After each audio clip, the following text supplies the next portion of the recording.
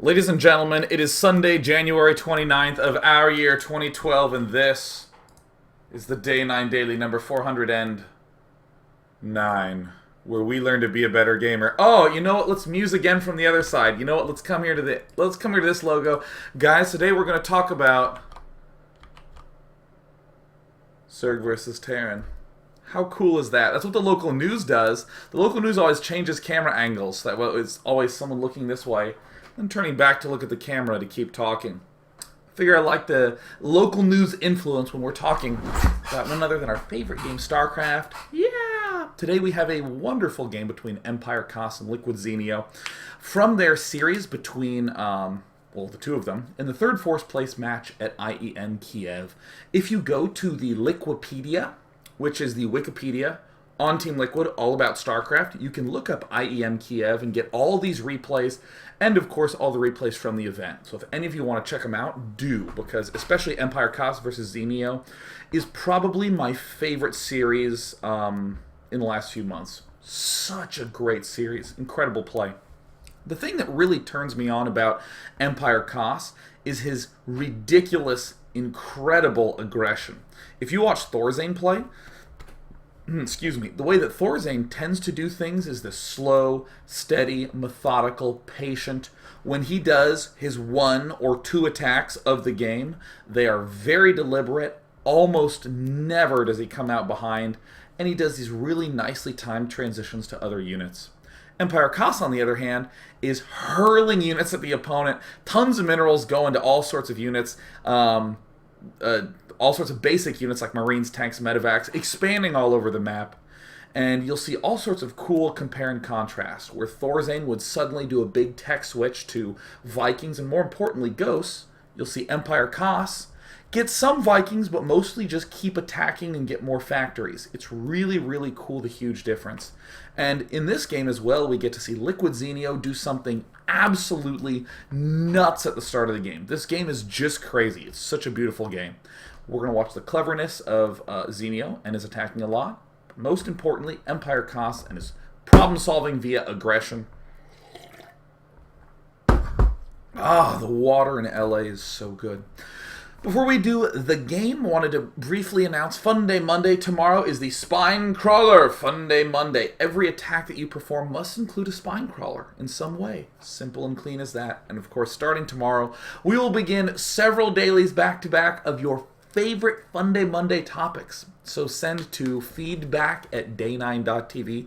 What are one of your favorites, three of your favorites, maybe four, but if you get to here's my top 50. Don't be so goofy. I think I've actually done 50 of them now. 50 Fun Day Mondays. Excellent.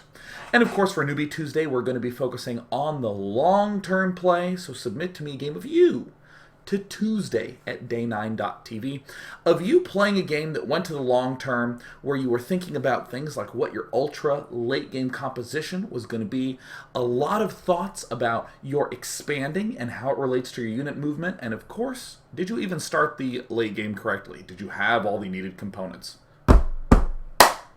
Let's talk about this game. So good. So good! Here we go, hopping right on in. EmpireKas is going to be spawning at our good friend the north position while we turn the sound on. For any of you who don't know, I listen to pretty much the best music in the whole wide world. And if there's SCVs mining in the middle of it, my ears rebel. No, Day 9, no, not all our great music. So I mute it. We're going to begin this game. This is the last game in the series. It is on Shattered Temple. And both these players are going to spawn in proxy positions. I think the most notable formation on Shattered Temple is how difficult it is for the Zerg player to get a super early third base. Down in the bottom right, we see that there's a nice tucked away third base, but there's these destructible rocks in the way. If you wanted to do something Antigua Shipyard style and take 3 hatches at 3 bases ultra fast, you could not do it. The gold blocked by a rock. In fact, the only well-available third is this one, which makes it a real pain in the ass in Zerg vs. Protoss. Kas is going to be likely not really impeded by any of his timing, as he can always expand here to his third around the time that he's able to take out these destructible rocks. Just other few brief things about this map. obviously always hold the center watchtowers. There is the possibility of the center map split, but I think most significantly for both races, drops are very possible along this avenue, or even in the late game. Let's say we do have an even map split. Drops along this avenue are very possible. Counterattacks, everything other than battles in the center, are pretty damn easy to pull off. You can just skirt stuff along the edges, no problem, easy for breezy.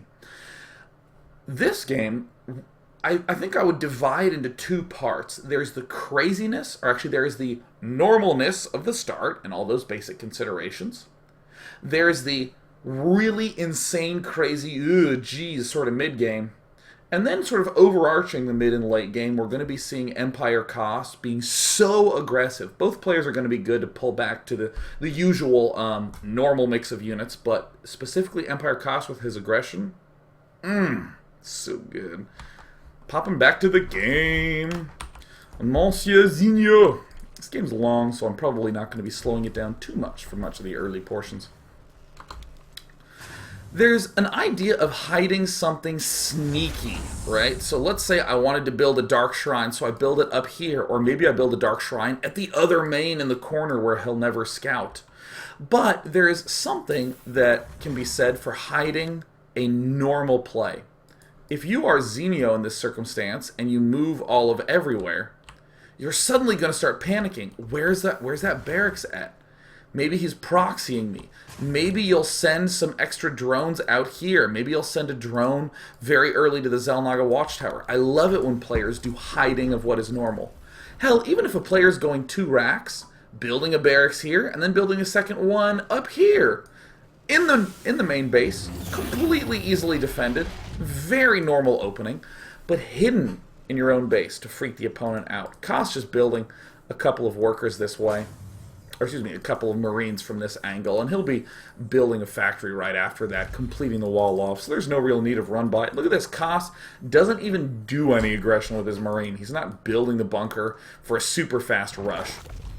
He does build an eventual bunker, but he's not actually going to try to kill Zenio right off the bat. Zenio, though, because he's a huge boss, doesn't even react, doesn't even flinch. Goes ahead and does his usual thing. Building 2 queens, building 2 links. Completely whiffing this one single bunker. And you're noticing, of course, Zenio pulls back into this thing. Into this usual nice harass. As a general rule, if you ever have some sort of really early aggression and you want to transition into whatever, make sure that whatever is pretty standard anyways. So for instance, I'm going to be doing bunker rush. I'm going to transition into, what's that? Hellion. Some sort of reactor Hellion play. Reactor Hellion, very normal, very typical. Not anything wrong with going straight for it. I think it's a big problem to like do a rush and be like, derp, I rushed. Therefore, it's good because I rushed. Follow-ups is what it's about. Kas will, of course, keep this alive as long as possible and only begin salvaging it once it gets attacked. As we hop over to Camp Zenio, doing some other goody goodness, you're noticing that Zenio is doing all sorts of accounting for things he hasn't seen. He is very much so worried about some sort of, Hellion run by, some early pressure, builds himself the spine crawler, builds himself these things. But this is the classic example of a Zerg player who gets it. Oh, cool. He could be going for really fast Banshees right now, especially given that there is only one Hellion here. There's not a pair of Hellions. Really fast Banshee, all in the mix. So Zenio will get this early on just to make sure. And if there are no air units coming, no big deal. He'll just get himself a +1 upgrade. Not putting any units into gas. I think this Roach Warren, I'm a touch torn on. This Roach Warren is less about the Hellions and more about some other types of follow-ups that Terran can do. Lately, there's been a lot of fun craziness that Banshee players have been doing where they open up with the factory, get some Hellions out. The most typical form is tons of Hellions and a couple Banshees. hitting you everywhere. But some players have been saying, well, gosh, I'm devoting so much to Hellions. Why don't I just give that reactor to the barracks? And then I can make Marines and Banshees. And this Roach Warren really helps a ton with that. Being able to just slaughter those Marines, but it can pretty much only be used defensively. You can't build a bunch of Roaches and then hope to like push back in any way. So I want to talk about the fact that Kas is the most aggressive player that the Terran pieces have ever seen. Almost always, he gets a very, very fast tech lab on a barracks and begins upgrading. I mean, if you just look at his composition of units, he has 3 Hellions that were just made cold out of a factory. This factory is building a reactor for the starport. This barracks building is being built onto this reactor. He can literally only build 1 unit at a time, and he is still getting a tech lab. He has a grand total of 4 Marines and is getting these upgrades up super fast. It is so fun to watch EmpireKas do things like this. In general, your first upgrade, if you're doing it this fast, your first upgrade is almost always defensive. You're not really going to be attacking with this first upgrade. The main reason you begin an upgrade very early is so you can have 2 upgrades done early, Combat Shield and Stim. Most notably, you'll see that Zenio has yet to build any kind of Spore Crawlers. Around 7 minutes to 7 minutes and 30 seconds is when you'd first see that Banshee. Around 7 minutes and 30 seconds to 8 minutes is when that Cloak would finish up. So this early evolution chamber was a preparatory measure. It didn't do anything beyond that. But I'm always worried about buildings like this. This always panics me whenever I see a building that helped me prepare for something that didn't happen. That feeling sucks.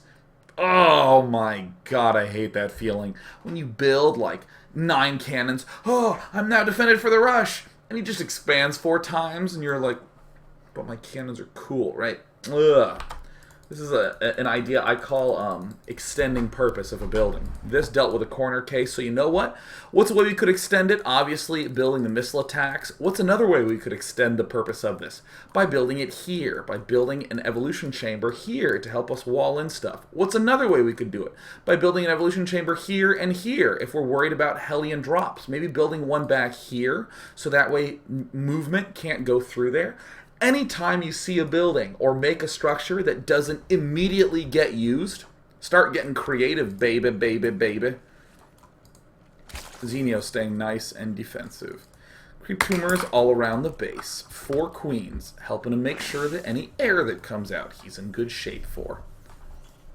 Kas loves doing this sort of junk with this really fast drop play. I don't think we see EmpireKas do it in this game, but pretty much anytime you get fast drop, get a Viking. I think that is a rule that I'm always comfortable saying. Get a fast frickin' Viking every frickin' time. Because if you're controlling him by pushing back with Marines, you can easily snatch up a bunch of free Overlord kills. Now it's time to get nuts. EmpireKas. How does he solve problems? Well, he does a lot of problem solving with his building placement. Notice he's already walling stuff off. He's solving problems with aggression, one of my favorite techniques ever. He's going to be attacking here. He's going to be containing with the Hellions. He did do a little bit of harassment down here that got killed off. Not as important as this drop play. But what I do love is that as EmpireKas gets more and more aggressive, he just starts building command centers. Kas builds so many command centers. He treats command centers like they're slot machines in Vegas. Like if he keeps building it, he's going to win something. He just keeps churning them out. He's the most aggressive command center builder I've ever seen. A lot of Terran players will hit maxed, and that is when they'll build 5 more command centers, and they'll get a bunch of a bunch of command centers. They'll get a bunch of orbital commands. 3rd time's a charm. And they'll be muling a lot, building less workers. Kas just builds command centers constantly. Like at 120 food, when he's getting ready to move out, he'll build 2 command centers. It's so cool to see. We're going to see that a lot this game. This sort of drop play may look like it doesn't do much, but what it effectively does is it contains the Zerg. All the units are hanging back in the main. Until he gets some sort of air, he's going to be very leery of moving out. And if any of you ever build a Roach Warren early for defense, and you get your layer delayed, the speed upgrade allows you to take these roaches that were initially used for defense and turn them into offense. And there's a lot of extremely effective busts. We see them a ton on Xel'Naga Caverns, but now everybody downvotes that map to hell, so we don't see it as much. But I think that here we're seeing one of the most brilliant things that I've seen in a long time. This doesn't just work on Shattered Temple, where we see that there's a clear, close distance between the bases.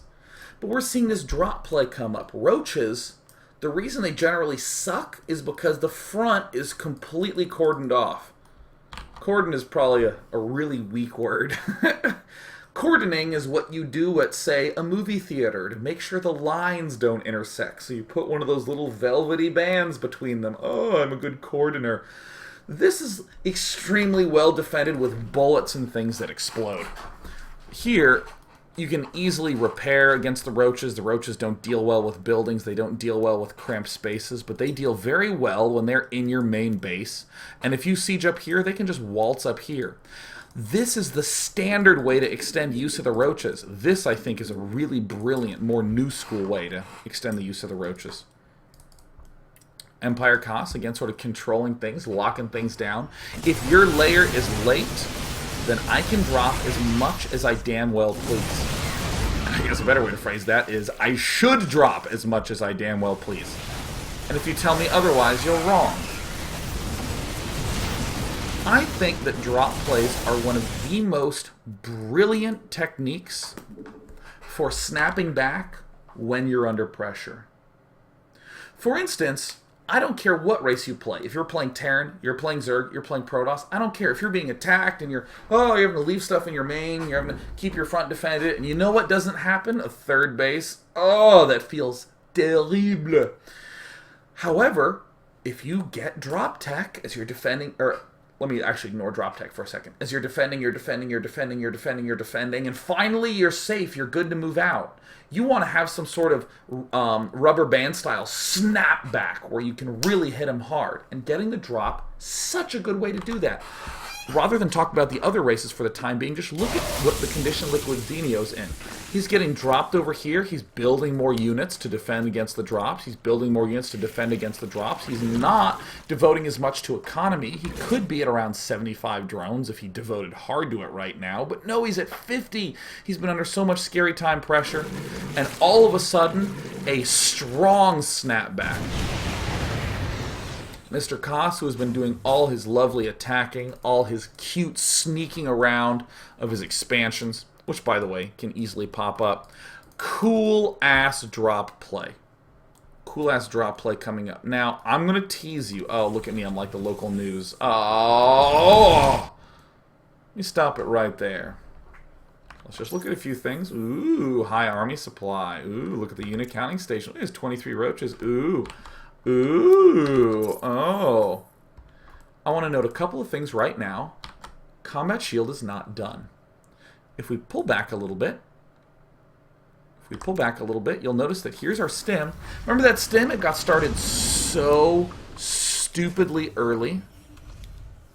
I do think the combat shield maybe could have been done. Like right now is when it was finishing up. Combat shield takes about 2 minutes. So this combat shield upgrade, in all likelihood, could have been done just in time. I want to say that phrase again out loud to illustrate the effectiveness of this kind of drop. If he rushed for that stim, which he did, he would have barely finished combat shield in time for this drop. Well, what happens if he doesn't rush for that stim upgrade? What happens if he plays like MVP and gets tanks up very, very early and has a reactor barracks? He may not have either upgrade done.